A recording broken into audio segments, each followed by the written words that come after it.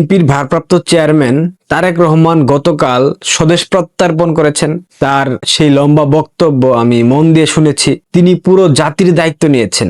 I have a plan for my country. কি plan সেটা অবশ্যই আমরা শীঘ্রই জানতে পারবো। তারেক রহমান সারা দেশের মানুষের দায়িত্ব নিয়েছেন, কিন্তু তিনি কি তার দলের নেতাকর্মীদের দায়িত্ব নিতে পেরেছেন? আমার মনে হয় না তিনি পেরেছেন। তিনি আসার সাথে সাথে বাংলাদেশে তিনটা খুন হয়ে গেছে। আমি তাকে দোষারোপ করছি না খুনের জন্য, কিন্তু গতকাল যেই স্থানে তাদের সেই কর্মসূচি হয়েছে 300 ফিট আপনারা যারা চেনেন ভালো কথা, যারা চেনেন না তাদের উদ্দেশ্যে বলি, 300 ফিট বাংলাদেশের সর্ববৃহৎ এক্সপ্রেসওয়ে, দৃষ্টিনন্দন স্থাপনাগুলোর মধ্যে অন্যতম বাংলাদেশের। এই 300 ফিট যে রাস্তাটা, সেটাকে আন্তর্জাতিক মানের রাস্তা হিসেবে স্বীকৃতি দেওয়া হয়েছে, স্বীকৃতি পেয়েছে। 300 ফিটের যে জায়গাটায় তারেক রহমানের জনসভা হয়েছে তার নাম কি জানেন? শেখ হাসিনা সরণি, পূর্বাচল। যদিও 5 আগস্ট পরবর্তী সেই স্থানের নাম পরিবর্তন করে রাখা হয়েছে 36 জুলাই এক্সপ্রেসওয়ে। শেখ হাসিনা সরণির নামটাকে পরিবর্তন করে কি দেওয়া হয়েছে এই মুহূর্তে আমার জানা নাই। সেই জায়গাটা অনেক দৃষ্টিনন্দন, অনেক চমৎকার, মানে বাংলাদেশে এরকম রাস্তা খুঁজে পাওয়া দুষ্কর। মাওয়া এক্সপ্রেসওয়ে, যেটা মাওয়া এক্সপ্রেসওয়ে থেকেও কোনো অংশে কম না, পূর্বাচলের সেই 300 ফিট পূর্বাচল এক্সপ্রেসওয়ে। সেখানে বিএনপি কর্মসূচি ঘোষণা করেছে, ভালো কথা। যদিও সেটা যুক্তিযুক্ত আমার কাছে মনে হয়নি। তারা চাইলে যে কোনো একটা স্টেডিয়ামে করতে পারতো, সোহরাওয়ার্দী উদ্যান ছিল সেখানে করতে পারতো। 300 ফিটের মতো একটা গুরুত্বপূর্ণ রাস্তায় এই ধরনের কর্মসূচি করে মানুষকে দুর্ভোগের মধ্যে ফেলে দেওয়া, এটা মোটেও বিএনপির উচিত হয়নি এভাবে প্রোগ্রামটা আয়োজন করা। এটা অনেক গুরুত্বপূর্ণ একটা রাস্তা। এখানে এভার কেয়ার হসপিটাল, যেখানে তারেক রহমানের মা ভর্তি আছেন এই মুহূর্তে, সেখানকার একটা মূল রাস্তায় 300 ফিট পূর্বাচল এক্সপ্রেসওয়ে। 300 ফিটে যে জায়গাটায় প্রোগ্রাম করেছে সেই জায়গাটার প্রোগ্রাম পরবর্তী চিত্রটা আপনারা নিজেরা একটু দেখেন ভিডিওতে। এরপর আপনারাই বলেন, আপনারাই সিদ্ধান্ত দেন, আমরা যে চিল্লাপাল্লা করি, আমরা যে বলি বিএনপি একটা অসভ্যদের দল, সেটা ভুল কিনা। 300 ফিট এখন পুরা ময়লা ফিট, এই দেখো অবস্থা। 300 ফিটের অবস্থা দেখো শুধু, মানে আই হাই রে, আয় হায় রে, আয় রে, ওই বাঁশ দিয়া এই বাঁশ দিয়া অনগর না যে হাল অবস্থা। তারপর এই যে এখানে স্টেজ, এই যে এখানে তোমার প্রোগ্রামটা হয়েছে, এই যে এই জায়গাটায় প্রোগ্রাম হয়েছে, এর স্টেজ ছিল। আরে রে, আই হাই, ওদিক দিয়ে তো আরো না যে হাল অবস্থা।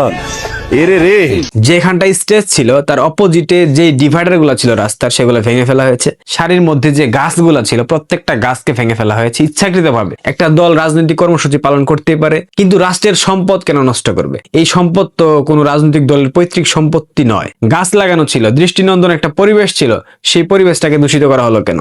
মানে মূত্র বিসর্জন থেকে শুরু করে সবকিছু দিয়েছে রাস্তার মধ্যে বিএনপি নেতাকর্মীরা। তারা শুয়েছিল, খেয়েছে, এমনকি বাংলাদেশের জাতীয় পতাকা, অসংখ্য পতাকা রাস্তায় ফেলে দিয়ে গেছে, যেগুলা পথচারীরা পায়ের নিচে ফেলতেছে, যেগুলা গাড়ির চাকার নিচে পড়তেছে।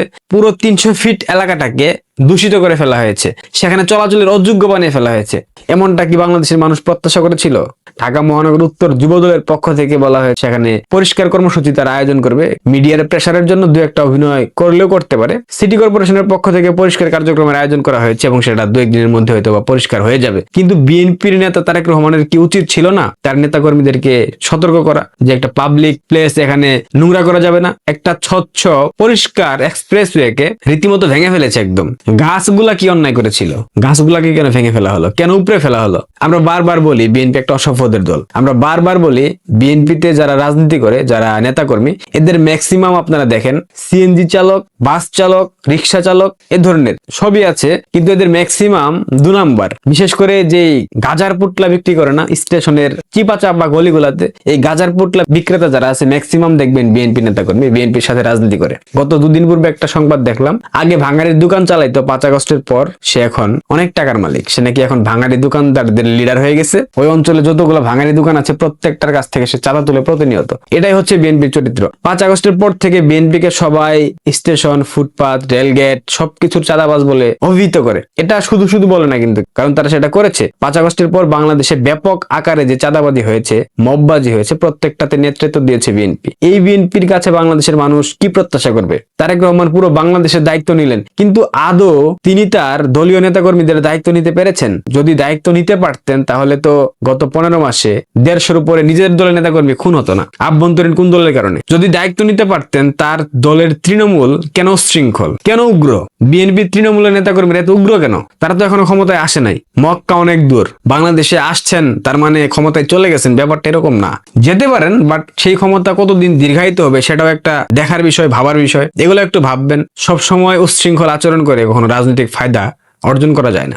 আপনারা গতকালকের সেই সমাবেশ সবকিছু অনেক ভালোভাবে পর্যবেক্ষণ করেছেন, কিন্তু এর মধ্যে একটা বিশাল গুরুত্বপূর্ণ বিষয় আপনাদের চোখের সামনে পড়ে নাই। আপনারা কি সেটা জানেন? আমি আপনাদেরকে ধরিয়ে দিচ্ছি। লন্ডনের হিথ্রো বিমানবন্দর থেকে ঢাকার শাহজালাল আন্তর্জাতিক বিমানবন্দর পর্যন্ত কয়েক মিনিট পর পর প্রতি মুহূর্তের ফুটেজ ভাইরাল করা হয়েছে। প্রতি মুহূর্তে কি করতেছে সেটা বলা হয়েছে। তারেক রহমান ওয়াশরুমে কখন যাচ্ছে, জুবাইদুর রহমান কখন কি খাচ্ছে, জুবাইদুর রহমান তারেক রহমানের প্লেন আকাশের ঠিক কোন জায়গাটায় আছে, কোন এয়ার স্পেসে আছে, জেবু কি খাচ্ছে, জেবু পটি করেছে কিনা, তারেক রহমানের মেয়ে খেয়েছে কিনা, ড্রেস পরিবর্তন করেছে কিনা, A to Z। অর্থাৎ লন্ডনের হিথ্রো বিমানবন্দর থেকে সিলেট শাহজালাল আন্তর্জাতিক বিমানবন্দর, এরপর ঢাকা আন্তর্জাতিক বিমানবন্দর পর্যন্ত যা যা করেছে প্রত্যেকটাই বাংলাদেশের দালাল মিডিয়া রীতিমতো দালালি করেছে, চামচামি করেছে। মানে গণমাধ্যমের একটা এথিক্স থাকে, একটা ব্যক্তিত্ব থাকে গণমাধ্যমের। যদিও গণমাধ্যমকে ব্যক্তি বলা চলে না, কিন্তু আমার মনে হলো একটা ব্যক্তিত্বপূর্ণ বিষয় থাকে যেটা গণমাধ্যম কর্মীদের মধ্যে আমরা গতকাল দেখি নাই। এত চামচামি, এত নোংরামি, বিশেষ করে যমুনা টিভি এবং কালের কণ্ঠ, এই দুইটা গণমাধ্যম মানে ইতিহাসের সব থেকে নির্লজ্জ সংবাদগুলা গতকাল প্রকাশ করেছে। জেবু কোন দেশের, কি খায়, কিভাবে ঘুমায়, এগুলা কি সংবাদের হেডলাইন হতে পারে? এটা কি তারেক রহমানের সাথে চামচামি করার একটা উপলক্ষ না, নাকি প্রাণীপ্রেমী এই গণমাধ্যম কর্মীরা? কোনটা? গণমাধ্যমে তো আমরাও কাজ করি, একটা লেভেল থাকে তো ভাই। বাংলাদেশের গণমাধ্যমকে দেখলে পৃথিবীর অন্যান্য দেশের মানুষ হাসাহাসি করে, তারা বলে বাংলাদেশের মিডিয়াগুলো তো দালাল। যখন যেই সরকার আসে সেই সরকারের চামচামি করে, যখন সেই সরকার চলে যায় সেই সরকারের বিরোধিতা করে। এটা তো গণমাধ্যমের চরিত্র হইতে পারে না। গণমাধ্যম থাকবে স্বাধীন, নিরপেক্ষ। যদিও সুদখুরি ইউনূস গণমাধ্যমকে নিয়ন্ত্রণ করছে, কিন্তু গতকাল গণমাধ্যম যে চরিত্র দেখিয়েছে, বিশেষ করে ডেইলি স্টার এবং প্রথম আলোতে আগুনের পর থেকে গণমাধ্যমের চরিত্র পুরা 90 ডিগ্রি অ্যাঙ্গেলে ঘুরে গেছে, পল্টি নিয়েছে পুরো। যারা গণমাধ্যম কর্মী আছেন আমাকে দেখেন, আপনাদের লজ্জা থাকা উচিত। এই চাকরি করে কি করবেন যেখানে স্বাধীনতা নাই? নাকি আপনারা ইচ্ছাকৃত ভাবে হাওয়া ভবনে আগে থেকে লাইন ধরার জন্য এই ধরনের কর্মযোগ্য করে যাচ্ছেন, নোংরামি করে যাচ্ছেন, দালালি করে যাচ্ছেন? লন্ডনের হিথ্রো বিমানবন্দর থেকে শাহজালাল আন্তর্জাতিক বিমানবন্দর ঢাকা প্রত্যেকটা সংবাদ প্রকাশিত হয়েছে। অতঃপর নেতা এসে দাঁড়ালেন জনতার মঞ্চে, বিমানবন্দরের সামনে পা থেকে জুতা খুলে মাটিতে হাঁটলেন, মাটির গন্ধ শুকলেন, মাটি হাতে নিলেন দীর্ঘ 17 বছর পর, বুলেট প্রুফ বাসে করে জনসভায় যোগ দিলেন, দাঁড়িয়ে বিশাল বর্জ্যকণ্ঠে ভাষণ দিলেন। প্রত্যেকটা বিষয় একদম লন্ডনের হিথ্রো বিমানবন্দর থেকে ভাষণ পর্যন্ত, ভাষণ দিয়ে এভার কেয়ার হসপিটালে গেছেন সেই পর্যন্ত প্রত্যেকটা ফুটেজ, প্রত্যেকটা স্থিরচিত্র গণমাধ্যমে এসেছে। গণমাধ্যম কর্মীরা উৎসাহ উদ্দীপনা নিয়ে দালালের মতো করে প্রকাশিত করেছে। কিন্তু যখন এভার কেয়ারে ঢুকলেন, যেখানে খালেদা জিয়া ভর্তি, এভার কেয়ারে ঢুকার পূর্ব মুহূর্তে কোনো ফুটেজ, কোনো স্থির চিত্র অর্থাৎ ছবি গণমাধ্যমের কোনো কর্মী প্রকাশ করলো না। এটা কেন?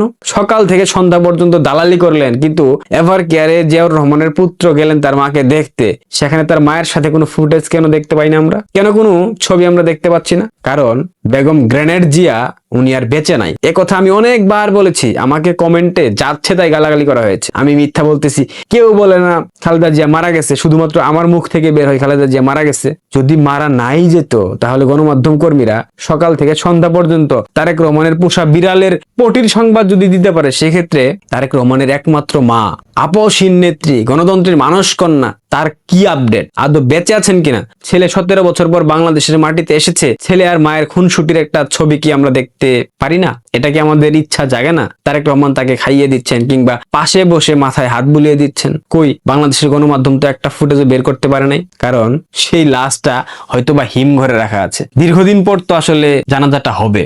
বারবার বলেছি বিশ্বাস করেন নাই, বারবার বলেছি বিশ্বাস করেন নাই, এখন তো বিশ্বাস হয়েছে। আমি ধরে নিলাম আপনাদের কথা, খালেদা জিয়ার কোনো কিছু হয় নাই, কিন্তু খালেদা জিয়ার ফুটেজ কোথায়? তিনি এভার কেয়ার থেকে বের হয়ে আবার গুলশানের বাসায় গেলেন, তখন কিন্তু আবার ফুটেজ আমরা দেখতে পাচ্ছি। তখনকার ফুটেজ, বক্তব্য, হাঁটা চলা সবকিছু দেখা যাচ্ছে। এভার কেয়ারের ওই মুহূর্তের ফুটেজ গুলা কোথায়? এই ফুটেজ গুলো আমরা দেখতে চাই, বাংলাদেশের দালাল গণমাধ্যমের কাছ থেকে আমরা দেখতে চাই। সত্যি কথা বললেই হতে হয় ফ্যাসিস্টের দূষর, স্বৈরাচারের দূষর, এটা সেটা কত কথা, দেশে আয়, এটা করব সেটা করব।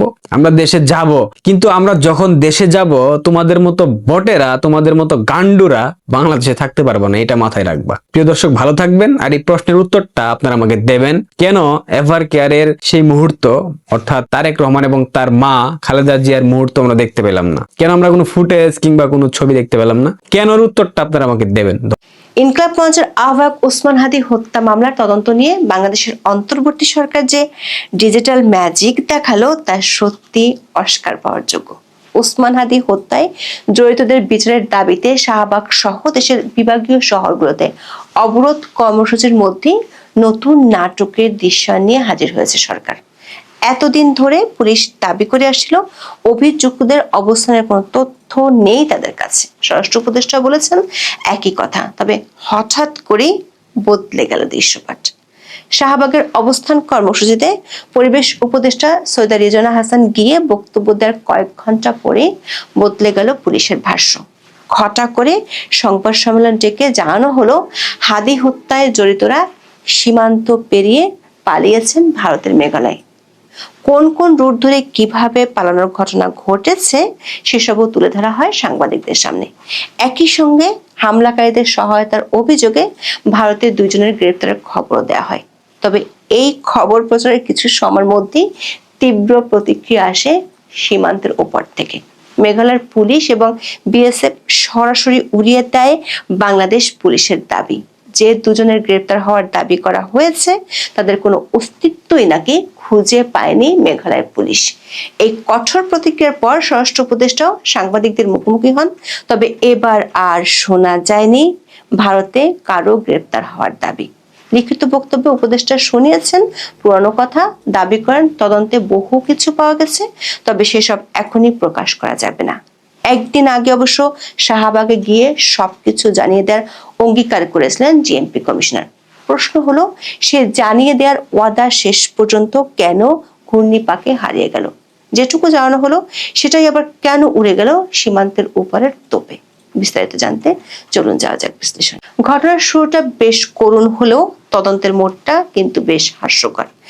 এতদিন বাংলাদেশের পুলিশ ভাইরা আর স্বরাষ্ট্র উপদেষ্টা বুক ফুলিয়ে বলেছেন, ভাই খুনিরা কোথায় আছে, আমরা তো তার বিন্দুমাত্র হদিসও জানি না। ইনকিলাব মঞ্চের আহ্বায়ক শরীফ ওসমান হাদী হত্যার মূল অভিযুক্তরা এখনো ধরাছোঁয়ার বাইরে। তার অনুসারীরা বেশ কয়েকদিনের আন্দোলন কর্মসূচি শেষে 26শে ডিসেম্বর শাহবাগে অবস্থান কর্মসূচি শুরু করেন। একদিন পর 27শে ডিসেম্বর রাতে ডিএমপি কমিশনারকে নিয়ে শাহবাগে যান পরিবেশ উপদেষ্টা সৈয়দা রিজওয়ানা হাসান। দাবি করেন হাদীর হত্যায় জড়িতদের সবাইকে চিহ্নিত করা হয়েছে, তদন্তের চূড়ান্ত ধাপ প্রায় শেষের পথে, সব পরীক্ষা নিরীক্ষা সম্পন্ন করে নির্ভুল ও শক্ত প্রমাণভিত্তিক চার্জশিট 7 জানুয়ারির পর দেওয়া হবে। অথচ হাদী হত্যায় জড়িতদের অবস্থান সম্পর্কে এতদিন কোনো তথ্য না থাকার দাবি করেছিল সরকার। এর আগে জুলাই মঞ্চের আলটিমেটামের প্রেক্ষাপটে 21শে ডিসেম্বর সংবাদ সম্মেলন করে স্বরাষ্ট্র মন্ত্রণালয়। সেখানে অতিরিক্ত আইজিপি রফিকুল ইসলাম জানান, হাদী হত্যা মামলার প্রধান আসামি ফয়সাল করিম মাসুদের শেষ অবস্থান কোথায় সে বিষয়ে কোনো তথ্য আইন শৃঙ্খলা রক্ষাকারী বাহিনীর কাছে নেই। ফয়সাল বাংলাদেশের সীমান্ত পার হয়ে গেছেন কিনা নাকি দেশে আছেন সে বিষয়ে সুনির্দিষ্ট কোনো তথ্য নেই। অর্থাৎ পুলিশ তখন অন্ধকারে টর্চ ছাড়া চোর খুঁজছিল। পরদিন স্বরাষ্ট্র উপদেষ্টা জাহাঙ্গীর আলম চৌধুরীও একই দাবি করেন, বলেন হাদীর উপর হামলাকারী কোথায় আছে প্রকৃত অবস্থান যদি জানতে পারতেন তাহলে তো ধরেই ফেলতেন। কিন্তু ম্যাজিকটা ঘটলো 26শে ডিসেম্বর শাহবাগে ইনকিলাব মঞ্চের আন্দোলন শুরু হওয়ার পর। 27শে ডিসেম্বর রাতে পরিবেশ উপদেষ্টা সৈয়দা রিজওয়ানা হাসান যখন শাহবাগে গিয়ে ঘোষণা দিলেন তদন্ত শেষের পথে এবং সব নির্ভুল প্রমাণ পাওয়া গেছে, তখন হঠাৎ করে পুলিশের স্মৃতিশক্তি ফিরে এলো। রিজওয়ানা হাসান দাবি করেন হত্যাকাণ্ডের কিছু আসামি দেশ ছেড়ে পালিয়ে গেছে, তবে তাদের বিচার এড়িয়ে যাওয়ার কোনো সুযোগ থাকবে না। এ বিষয়ে ভারত সরকারের সঙ্গে কূটনৈতিক পর্যায়ে কথা বলা হয়েছে। ভারত আশ্বাস দিয়েছে বাংলাদেশের অনুরোধে আসামিদের খুঁজে পাওয়া গেলে তাদের ফেরত পাঠাতে সহযোগিতা করবে।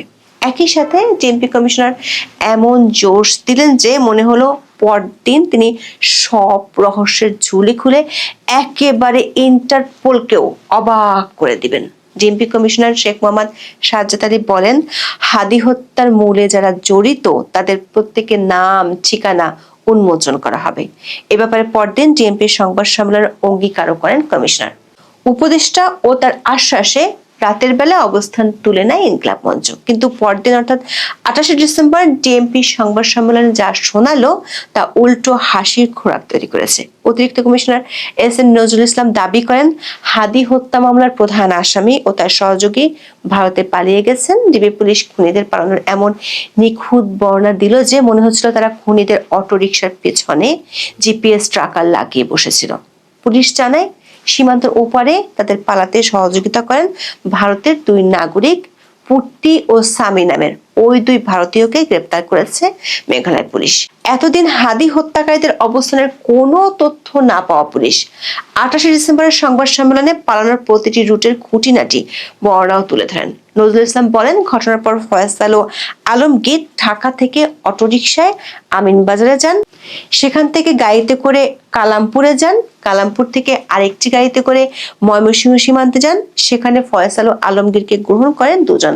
তাদের সাহায্যে অভিযুক্তরা সীমান্ত পার হয়ে ভারতের মেঘালয় রাজ্যে পালিয়ে যান। মজার ব্যাপার হলো, এই একই স্ক্রিপ্ট ঘটনার কয়েক ঘন্টা পরে সোশ্যাল মিডিয়ায় সরকার সমর্থকেরা ঘুরিয়েছিল, যা পুলিশ তখন পাত্তাই দেয়নি। বরং দাবি করা হয় অভিযুক্তদের ভারতে পালিয়ে যাওয়ার কোনো সুনির্দিষ্ট তথ্য নেই। প্রশ্ন হলো, শাহবাগে অবস্থান শুরু হওয়ার একদিনের মাঝেই কি পুলিশের সামনে সব প্রমাণ হাজির হয়েছে, নাকি কোনো চাপের মুখে বক্তব্যে এসেছে পরিবর্তন? এখন প্রশ্ন হলো, পুলিশ কি তদন্ত করে তথ্য পেল, নাকি ফেসবুকের কমেন্ট সেকশন থেকে কপি পেস্ট করলো? দর্শক, টুইস্টের তখনও বাকি। ভারতের মেঘালয় পুলিশ আর বিএসএফ যখন এই খবর শুনলো, তারা তো আকাশ থেকে পড়লো। তারা সাফ জানিয়ে দিল, ভাই, বাংলাদেশের পুলিশের এই পূর্তি ও সামির কোনো অস্তিত্বই তাদের রেকর্ডে নেই, কাউকে তারা ধরেনি।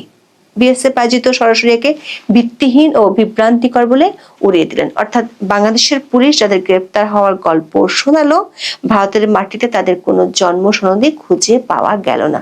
বিএসএফ এবং মেঘালয় পুলিশের বরাতে ভারতের সংবাদ মাধ্যম জানায়, ডিএমপির দেওয়া তথ্য অসত্য। অভিযুক্তদের ভারতে পালানোর কোনো তথ্য নেই, এমনকি দুজন ভারতীয় গ্রেপ্তার হওয়ার তথ্য ভিত্তিহীন। হিন্দুস্তান টাইমসের প্রতিবেদনে বলা হয়, হাদি হত্যার প্রধান দুই সন্দেহভাজন হালুয়াঘাট সীমান্ত দিয়ে মেঘালয় পালিয়ে গেছেন এবং সেই রাজ্যে অবস্থান করছেন। বাংলাদেশ পুলিশের এমন বক্তব্যকে প্রত্যাখ্যান করেছেন মেঘালয় পুলিশের এক শীর্ষ কর্মকর্তা। বাংলাদেশ পুলিশ বিষয়টি নিয়ে আনুষ্ঠানিক বা অনানুষ্ঠানিক কোনো যোগাযোগ করেনি বলেও দাবি করছে মেঘালয় পুলিশ। বলা হয়, পূর্তি বা সামি নামে কাউকে মেঘালয়ের কোথাও শনাক্ত করা হয়নি, এ নামে কেউ গ্রেপ্তারও হয়নি। ভারতীয় কর্তৃপক্ষের সঙ্গে কোনো ভেরিফিকেশন বা সমন্বয় ছাড়াই এমন দাবি তোলা হয়েছে বলেও দাবি করা হয়। অন্যদিকে মেঘালয় বিএসএফ ইন্সপেক্টর জেনারেল ওপি উপাধ্যায় বাংলাদেশ পুলিশের দাবিকে ভিত্তিহীন ও বিভ্রান্তিকর বলে উড়িয়ে দেন। জানান, হালুয়াঘাট থেকে সন্দেহভাজনদের আন্তর্জাতিক সীমান্ত অতিক্রম করে মেঘালয় প্রবেশের কোনো প্রমাণ নেই। সবকিছু প্রকাশ করে দেওয়ার অঙ্গীকার পূরণ করতে গিয়ে পুলিশের ভাবমূর্তির 12টা বাজানোর দায় কে নেবে, সেই প্রশ্নের জবাব আপাতত নেই। এরপর স্বরাষ্ট্র উপদেষ্টা যখন সাংবাদিকদের সামনে এলেন, তখন তার সেই চেনা হাস্যোজ্জ্বল চেহারা আর কথার তুপড়ি উধাও। তিনি এবার লিখিত স্ক্রিপ্টের বাইরে এক পাও নড়লেন না এবং সেই দুই ভারতীয় গ্রেপ্তারের বিষয়টি কৌশলে এড়িয়ে গেলেন। যেসব কথা বলেছেন তার প্রায় সবই অতীতের চর্বিত চর্বণ। তদন্তে যথেষ্ট অগ্রগতির দাবি তোলেন স্বরাষ্ট্র উপদেষ্টা, তবে মূল অভিযুক্তের ভারতে পালানোর তথ্য ছিল অনুপস্থিত। দাবি করেন, তদন্তের স্বার্থে এবং প্রকৃত অপরাধী ও মদতদাতাদের শনাক্ত করার জন্য এখনই সবকিছু প্রকাশ করা যাচ্ছে না। প্রশ্ন হলো, তাহলে সকালে ডিএমপির সংবাদ সম্মেলনে দুই প্রধান অভিযুক্তের খুঁটিনাটি এবং ভারতে পালানোর তথ্য কেন প্রকাশ করা হলো? মেঘালয় দুই ভারতীয় গ্রেপ্তারের তথ্যই বা কিভাবে জানা গেল? তার চেয়েও বড় প্রশ্ন, কার কথা সত্যি, স্বরাষ্ট্র উপদেষ্টা নাকি ডিবি পুলিশের? এখন প্রশ্ন জাগে, ডিবি পুলিশ কি স্বরাষ্ট্র মন্ত্রণালয়ের অধীনে চলে, নাকি তারা নিজেরা আলাদা কোনো ভুতুরে প্রশাসন চালায়? একজনের কথায় আসামিরা মেঘালয় গ্রেপ্তার, আর অন্যজনের কথায় তদন্তের স্বার্থে এখন কিছু বলা যাবে না। হাদি হত্যার বিষয়ে নতুন কোনো তথ্য না দিলেও বিভিন্ন দলের প্রতি আওয়ামী লীগ কর্মীদের জায়গা না দেওয়ার আহ্বান জানান জাহাঙ্গীর আলম চৌধুরী। 1.5 বছরের ব্যর্থতার পাহাড় জমানো স্বরাষ্ট্র উপদেষ্টা মনে করছেন আওয়ামী লীগ সমর্থকদের অন্য দল থেকে বের করে দিলেই আইন শৃঙ্খলার রাতারাতি উন্নতি হয়ে যাবে। বলেন, বিভিন্ন রাজনৈতিক দলের কিছু নেতা কর্মী ভালোভাবে না জেনে ফ্যাসিস্টের দোসর, সন্ত্রাসী ও দুষ্কৃতিকারীদের তাদের দলে স্থান দিচ্ছেন। এ বিষয়ে রাজনৈতিক দলের নেতাদের অনুরোধ করব, এসব ব্যক্তির বিষয়ে সচেতন হবেন। দলের ভিতরে ওত পেতে থাকা সুযোগ সন্ধানী, সুবিধাবাদী ও খোলস পাল্টানো দুষ্কৃতিকারীদের চিহ্নিত করবেন, এদের থেকে দূরে থাকবেন। প্রশ্ন হলো, স্বরাষ্ট্র উপদেষ্টার আহ্বান কিভাবে সফল হবে? আওয়ামী লীগ বা ছাত্রলীগের ছদ্মবেশে থাকা অনেকেই 5ই আগস্টের আগে পরে দল বদল করে জুলাই সমর্থক দলে ভিড়ে গেছেন। তাদের অনেকেই এখন প্রভাবশালী নেতা, বিশেষ করে সরকার অতি কাছের দুটি দল জামাত এবং এনসিপির অনেকেই অতীতে ছিলেন আওয়ামী লীগ বা ছাত্রলীগ সমর্থক। উপদেষ্টা মহোদয় যদি নিজের কাছের মিত্রদের মধ্যেই এই শুদ্ধি অভিযান চালান, তবে তো তার নিজের ঘরের আসবাবপত্রই টানাটানি শুরু হবে। সেক্ষেত্রে তার দাবি মেনে কি করে চলবে এই শুদ্ধি অভিযান? কিভাবে দেশের আইন শৃঙ্খলার উন্নয়ন ঘটাবে সরকার? দর্শক, স্বাভাবিকভাবেই সরকারের নতুন নাটক আর বিভ্রান্তিতে ক্ষোভ বেড়েছে ইনকিলাব মঞ্চের। সরকার এই নাটকে বলায় ইনকিলাব মঞ্চের ধৈর্য বাঁধ ভেঙেছে এবং তারা আবার শাহবাগে শীত উপেক্ষা করে আন্দোলনে নেমেছে। শাহবাগে দুপুর থেকে আবার শুরু হয় অবরোধ। বিভাগীয় এবং জেলা শহরেও পালন করা হয় একই কর্মসূচি। বিকাল থেকে এটি আরো তীব্র হয়। দেশের বিভিন্ন জায়গায় মহাসড়ক অবরোধের খবরও পাওয়া গেছে। খুলনায় শুরু হয়েছে অনশন। শাহবাগে তীব্র শীত উপেক্ষা করে সমাবেশে যোগ দেন অনেকে। তাদের দাবি, হাদি হত্যাকারীদের গ্রেপ্তার ও বিচারের আগে ঘরে ফিরবেন না। দর্শক, নির্বাচনের আর মাত্র 1.5 মাস বাকি, আর এর মধ্যে সরকারি গোয়েন্দা নাটকের ফ্লপ শো পরিস্থিতিকে কোন দিকে নিয়ে যায় সেটাই এখন দেখার বিষয়। এটি ঠিক যেন এমন এক জাদু করার খেলা যে দাবি করছে সে টুপি থেকে খরগোশ বের করবে, কিন্তু টুপি ঝাড়ার পর দেখা গেল খরগোশ তো দূরে থাক, টুপির তলাও নেই। এখন এ পর্যন্ত, সবাই ভালো থাকুন।